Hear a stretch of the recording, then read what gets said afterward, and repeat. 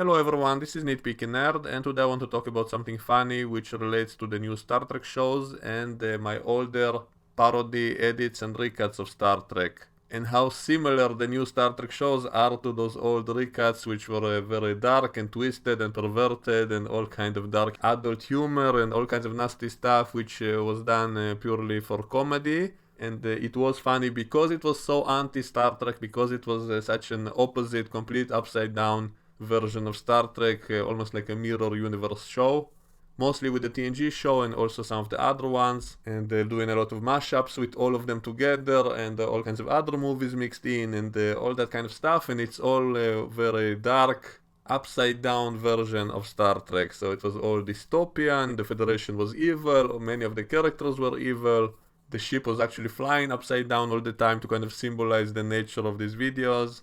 And CBS actually took down all those videos originally, and they wrote me a letter, a cease and desist letter.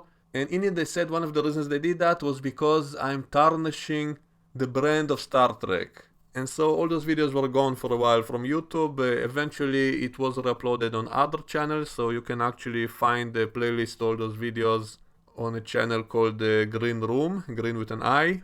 It has playlists to those old videos, and they've been re-uploaded in shorter parts, and also some of that adult humor got censored a little bit so that it will be safer on YouTube, because YouTube itself would sometimes remove some of those videos because they had all kinds of images as well. For example, a lot of scenes of Data painting something, and he always painted something perverted, and so all of that stuff got pixelated and all of that. And there was never any direct nudity. I think like one time Ensign Gomez from season 2 of TNG was mixed together with that prostitute from Total Recall who was the same actress, and so a scene from that came in there, but it wasn't actually real boobs there, but YouTube gave it a strike, I remember, even though it was pixelated and all kinds of stuff like that. So sometimes YouTube itself would cause problems, but CBS actually said it's tarnishing the image of Star Trek, so remember that. And the reason this is so funny is because these new Star Trek shows are actually doing a lot of the same kind of stuff, only in a serious way.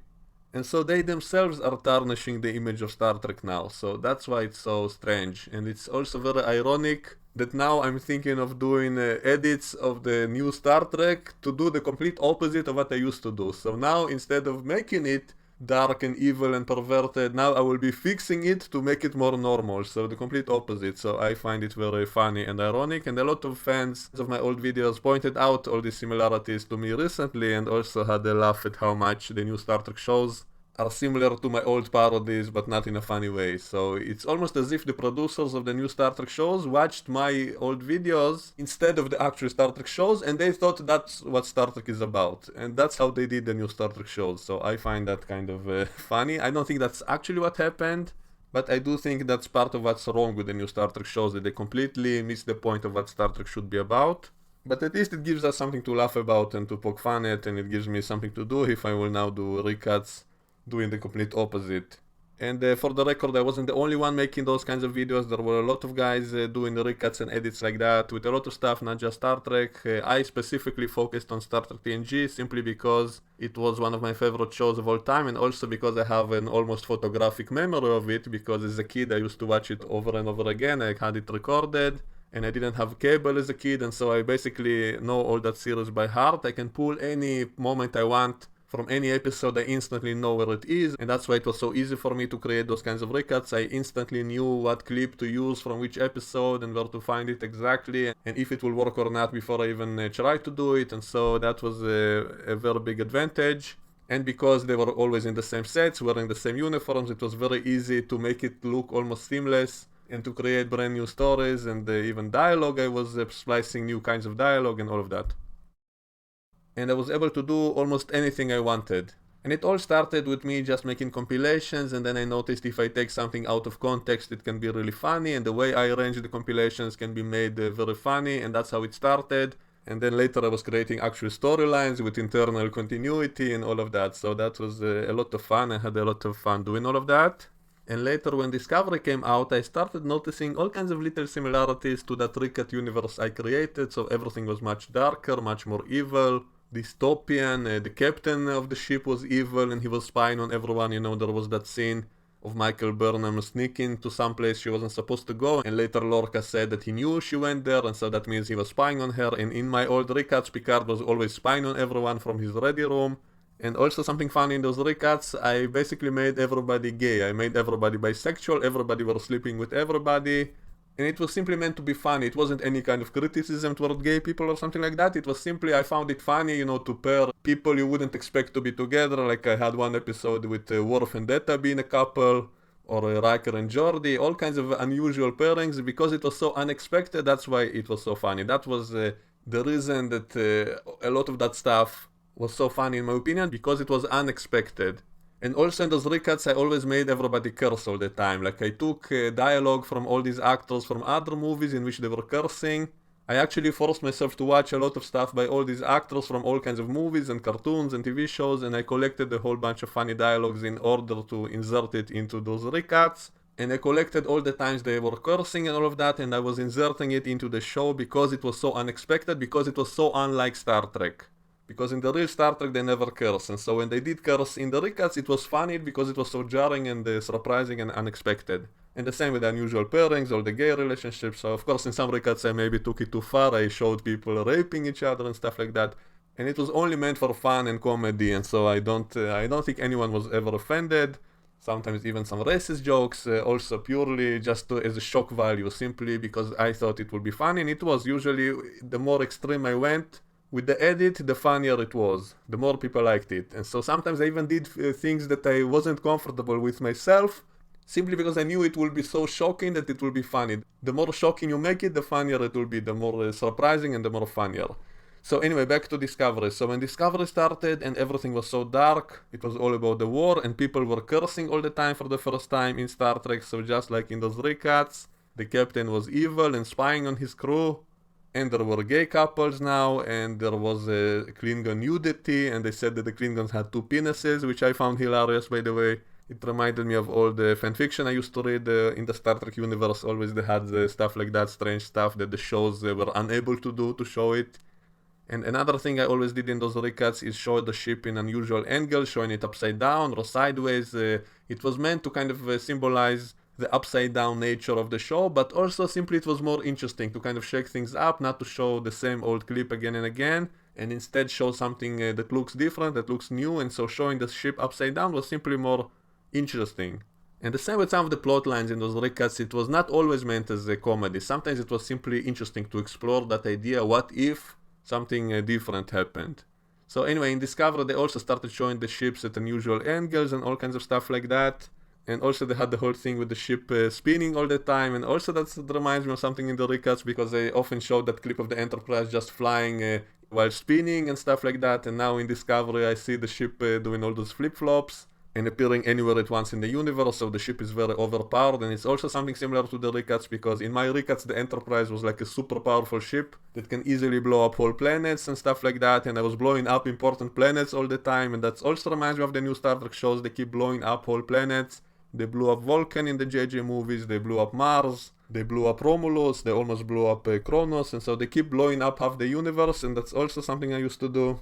And I also kept killing off major characters and then bringing them back in ridiculous ways. And that also reminds me how in Discovery they killed off the Doctor and then brought him back in some ridiculous way, so that's kind of what I used to do. And especially with Picard, I kept killing him in all kinds of ways, and he always found a way to resurrect himself, to come back somehow.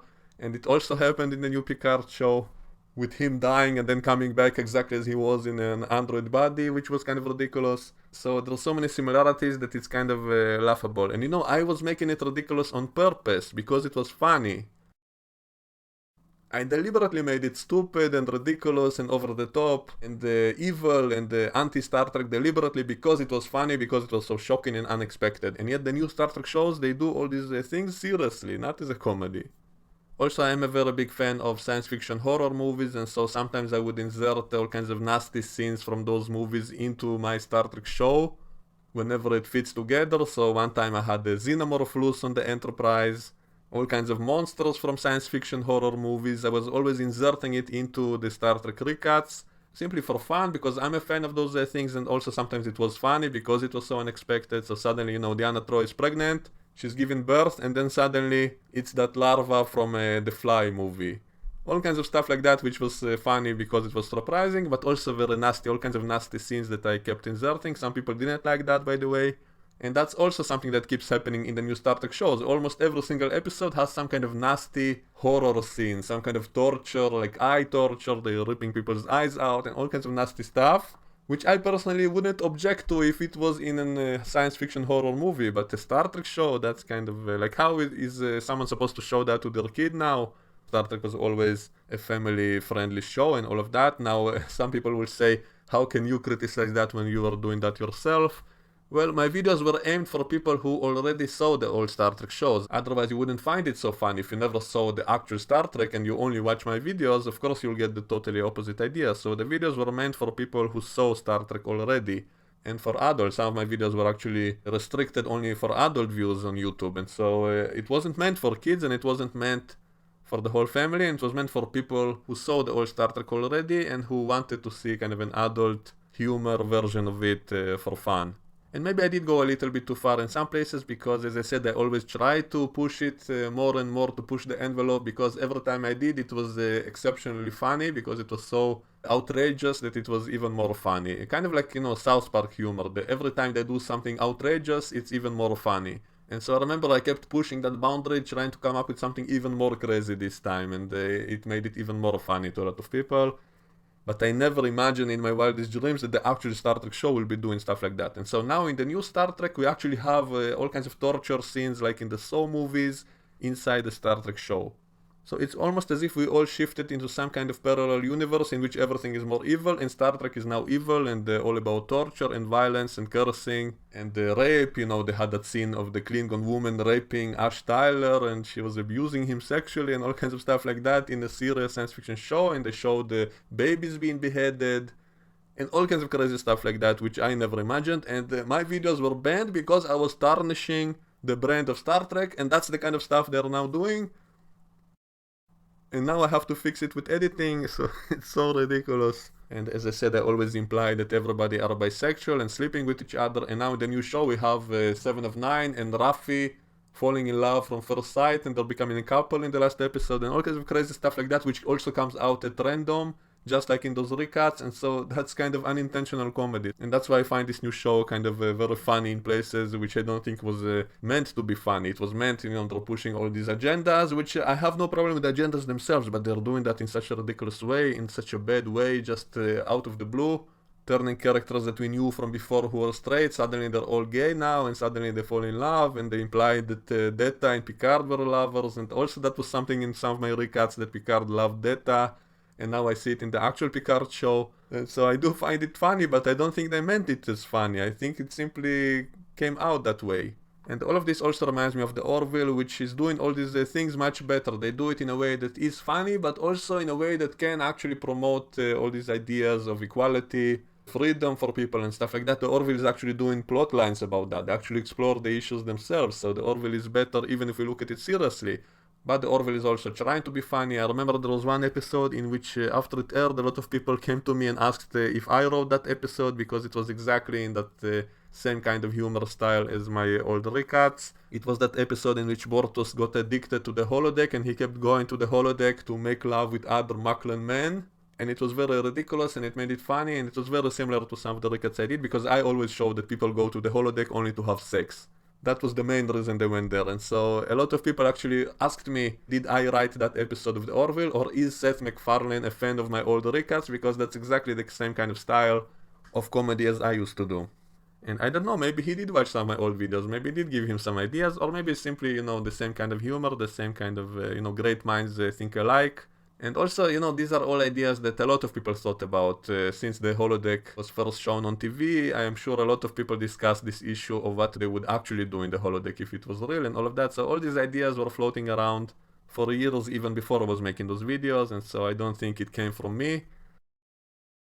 So it's funny that CBS blocked my old videos because I was tarnishing Star Trek, and now they're showing Klingon nudity, Klingon rape, double Klingon penises, beheaded Klingon babies. And all of that is shown very graphically, much worse than anything I showed in all of my videos. The worst thing I showed was all those paintings by Data, which were always pixelated. So they didn't show any actual nudity, only maybe suggestive. And it was all for comedy, and yet those videos got taken down, and now you see what they're doing in the actual Star Trek show, so this is very ironic, I think. And also, as I mentioned, I always inserted the scenes from other movies into those recuts. And it also reminds me of something they do because they constantly rip off other movies, other TV shows. They do similar stuff that was in those other movies. And my excuse is that I had no choice. I had to use other scenes to make the plot. For example, I wanted to show a big explosion on a planet, so I used the scene from Alien 4 when that ship crashed into the planet whenever I wanted such a thing to happen in the Star Trek recuts, and so I had no choice but to use movie clips to complete my story. But the new shows are actually mimicking all kinds of other movies simply because they want to do something similar. They have no imagination.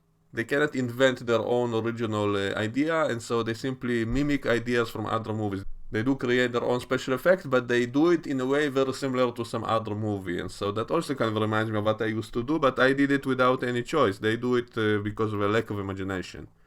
If you would give someone like me that kind of budget that they have for each episode, you would get a whole bunch of very imaginative ideas that you never saw on TV before. So anyway, here are some more similarities to my recut. So I always made everybody evil. The Federation was like an empire, always fighting wars, conquering planets, destroying planets, and the crew itself was often evil. I basically made everybody murdering psychopaths who backstab each other all the time for every little thing, or I made them incompetent. Especially Picard, in the beginning of those recuts, I simply made him incompetent and cowardly, so every time the ship was in danger, he would run away on the shuttle or hide under his desk, and that's something that actually happened in the first episode of Star Trek Picard. When they were running away from those Romulans, Picard was actually hiding under something, so it reminds me of some of my recuts, and also Picard was so incompetent, like he couldn't pilot his ship and stuff like that. That's the kind of jokes I used to do in my edits. Whenever Picard sat at the helm, he always crashed the ship or something, because he was very incompetent. And that's kind of the way he is in this new show. And in my later recuts, I started making him more and more evil and despicable, and then everybody started hating him. Everybody was thinking about how to screw him over. And that's also something similar in the new show, that everybody hates Picard for some unknown reason. So just like in those recuts when they were always trying to get rid of him. And then later I made him kind of overpowered villain. He always managed to come back even when he died, and that's also something that happened in this new show. That he died, but then came back in a robot body that looks exactly like him, and so he came back immediately after he died. And so that's exactly the same kind of stuff I used to do.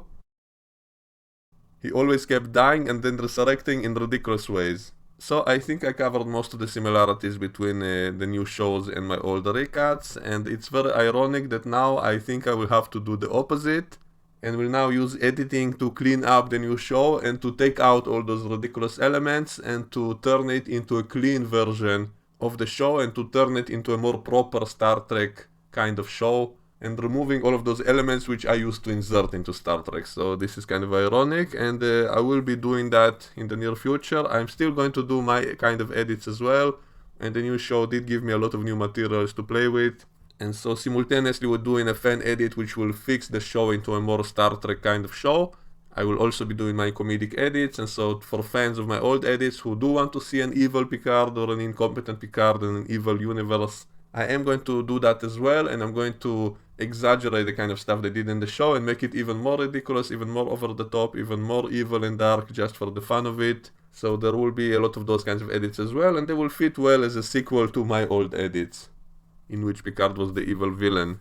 And just like I predicted over 2 years ago when I first heard about the Picard show, I said it probably will be bad, but at least it will give us materials to play with, that we can do a fan edit which will fix it, and also we can do more TNG edits, which are kind of stupid and evil anyway, and so it will fit right in, and so this is new material, so I definitely will be playing with it to create new stuff, and this is very fun for me, and hopefully it will be fun to watch. So let me know what you think in the comments below. If you have any ideas, suggestions, I'll be happy to hear it. I don't give enough credit to all the people in the comment section who often give me ideas or help me to find some specific clip I'm looking for.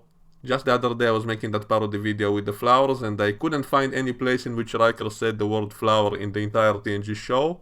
So I asked the viewers, and a lot of people told me where he said it in other places, and that made it possible for me to make that funny edit in which Riker launches some flowers against the Borg cube. So I think that was a very funny edit, and it was only possible thanks to those people in the comment section. And a lot of times my commentators give me an idea of the kind of edit to do, and so I greatly appreciate it. So if any of you have any ideas, feel free to write it in the comments, no matter how ridiculous it is. Sometimes the most ridiculous idea is the funniest one, so never be shy to share your thoughts. So let me know in the comments below, and I will see you all next time. Bye bye.